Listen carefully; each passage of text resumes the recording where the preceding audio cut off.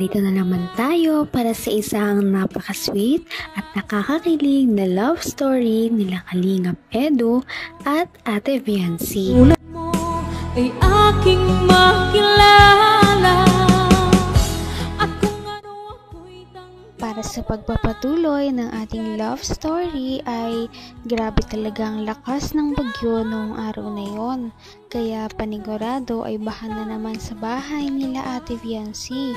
Ngunit kahit ganoon ay hindi niya pa rin nakakalimutan ang mga tao na gumagawa ng kanilang bahay na talagang nag-heartwork kahit na malakas ang pag-ulan. Kaya binisita niya ang mga ito at nagdala pa ito ng mga pagkain para sa kanilang mga karpintero. At syempre, gusto niya rin naman makita ang kanyang ka-love team na si Kalingap Edu na noong araw na yon ay nandoon din para bisitahin ang bahay nila Ate Viancy.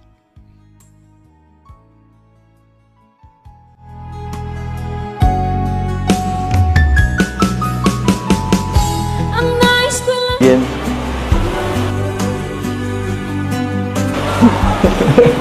Busog ka.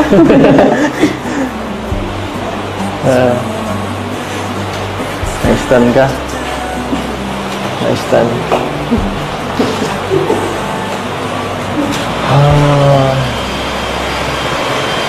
Ay. Pero baka nagtambo ka. Umuwi ako nun eh. Matampo sana po ako kung hindi ka nagpaalam. Nagpaalam ko baga naman po. Kaya okay lang. Tsaka lasing ka man. Hindi ako lasing. Hindi lang talaga ako.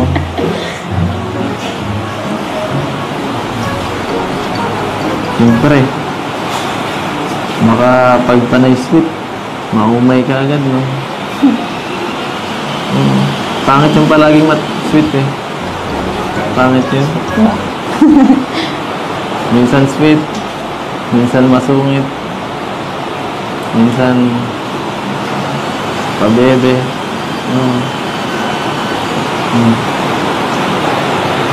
Minsan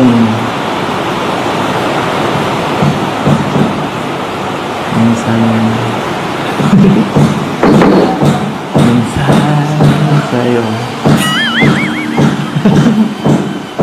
Uy.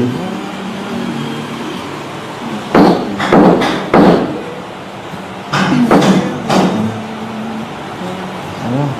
Thank you pala ulit. Doon. Saan? Kapaghatid ka gabi. Ha? Thank you. Para yun lang. Siyempre. Dapat.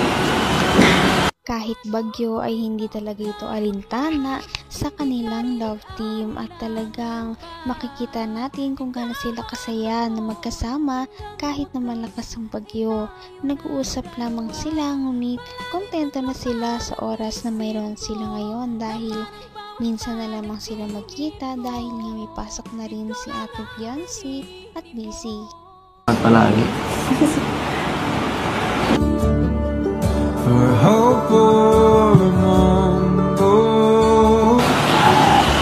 Saya naman ako eh. Kasi ako pag nahatid ka. Kulang pa nga eh. Gusto ko mga 2 hours eh. 2 hours biyahe. Balikan. Dapat po pala din nagpabahay sa may ano. Sa taro. Para mas matagal. Mas matagal na samahan, di ba?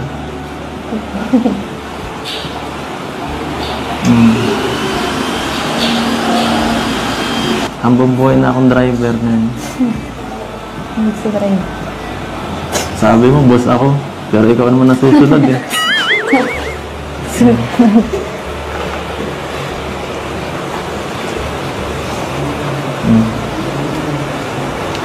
Ano masasabi mo?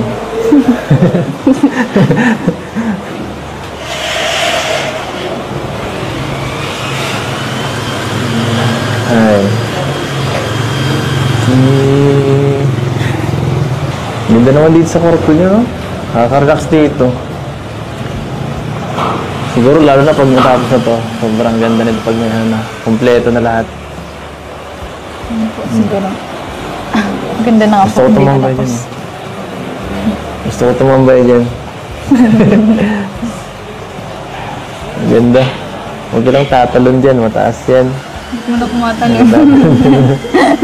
Mataas yan. Hop. Ay. Saan ka ba nakatingin dyan? Ay. Kaya-hiya ka. Bahala ka. Marami din ang excited sa paglipat nila Ate Biancy dahil kung makakalipat siya, ibig sabihin ay mas malapit na siya sa bahay nila Kalingap Edu. Kapag nangyari yon ay lagi na siyang makakatid sundo at malagi na silang magkakasamang dalawa, kaya excited na si Kalingap Edu na magawa ang bahay. Kita mahal. Uy!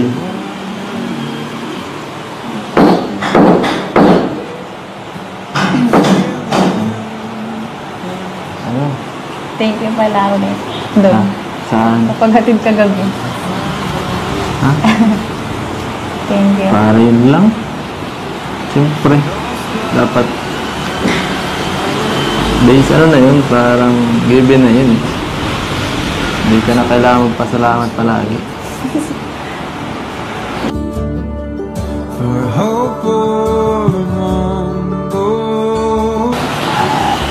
Saya naman ako eh. Kasi ako pag nahatid ka, kulang pa nga eh. Gusto ko mga 2 hours eh. 2 hours biyahe, balikan. Dapat po pala din nagpabahay sa may ano. Sa taro. Para mas matagal. Mas matagal na samahan, di ba?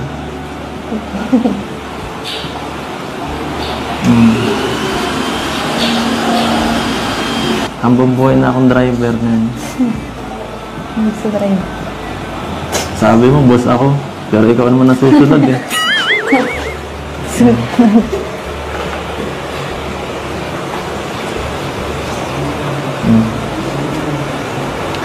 Anong masasabi mo?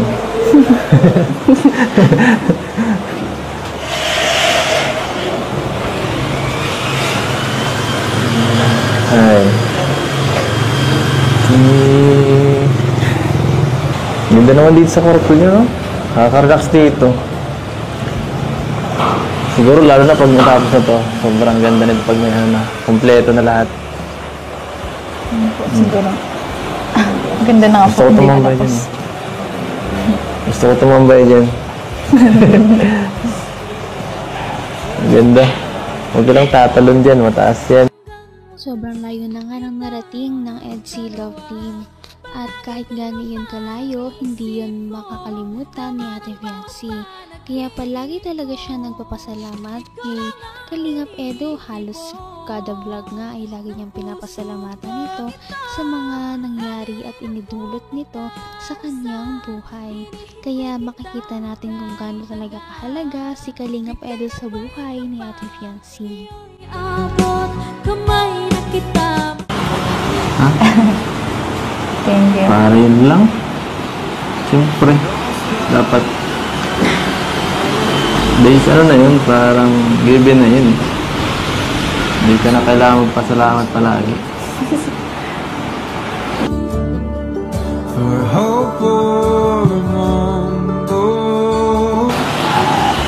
Saya naman ako eh. Kasi ako pag nahatid ka, kulang pa nga eh. Gusto ko mga 2 hours eh.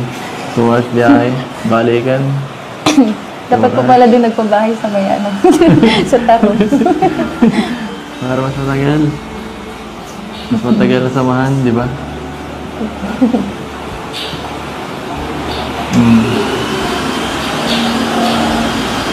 Hambang buhay na akong driver ngayon. Hindi sa drive. Sabi mo, boss ako. Pero ikaw naman nasusunod eh.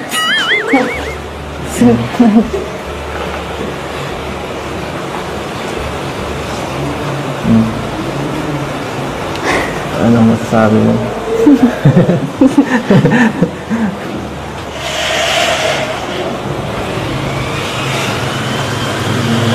Ay. Ganda naman dito sa kwarto niyo, no? Nakaka-relax dito. Siguro lalo na pag natapos na to, sobrang ganda nito pag may kompleto na lahat. Siguro. Ganda na nga Gusto ko tumambay dyan. Gusto ko tumambay dyan. Ganda. Huwag ka lang tatalon dyan, mataas yan. Hindi mo na kumatalon. Mataas yan. Ay.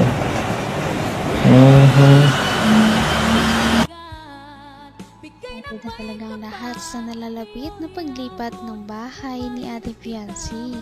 Kaya pag nangyari ito, mas marami na rin silang time sa isa't isa para makapag-date kahit may cameraman o wala. At yan ang ating naabangan sa mga susunod pa nating mga video.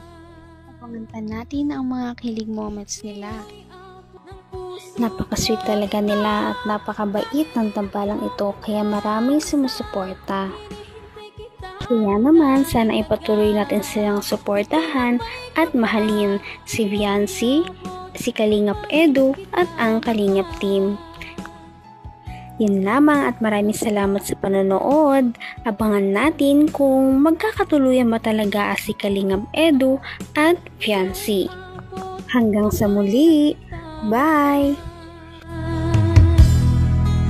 Ngayon'y abot